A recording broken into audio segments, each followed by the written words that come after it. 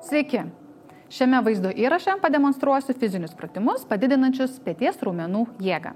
Reguliariai atliekami jėgos pratimai padeda pagerinti peties sąnario būklę.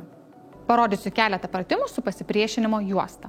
Pradinė padėtis – stovint tiesiai ir paimame pasipriešinimo juostą tarp delnų. Rankas ištiesiame į priekį, įkvepiame, iškvėpdami, rankas atitraukiame į šalis, suvesdami mentis ir grįžtame. Įkvepiame, iškvėpdami, traukiame rankas į šalis ir grįžtame. Pratimą kartojame po 15-20 pakartojimų. Kitas pratimas – pasipriešinimo juostą dedame ant grindų ir užminame pėdomis. Įkvepiame, iškvėpdami, keliame ranką iki peties aukščio ir nuleidžiame. Įkvepiame iškvėpimo metu iki peties aukščio ir nuleidžiame. Pratimą kartojame abiejoms rankoms po 15-20 pakartojimų.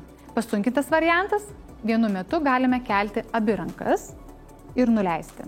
Savikontroliai labai padeda pratimus atlikti priešais veidrodį. Kitas pratimas – ranką atitrauksime į šalį. Įkvepiame, iškvėpimo metu atitraukiame iki peties aukščio ir nuleidžiame. Pasunkintas variantas – iškvėpimo metu abi rankas atitraukiame iki pečių ir nuleidžiame.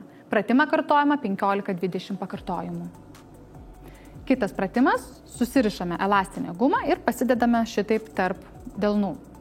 Žastus prispaudžiame prie liemens ir iškvėpimo metu atitraukiame dilbius į išorę.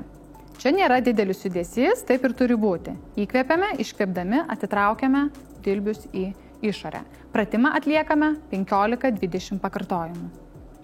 Kitas pratimas su pasipriešinimo juosta, kuri yra taip pat surišta.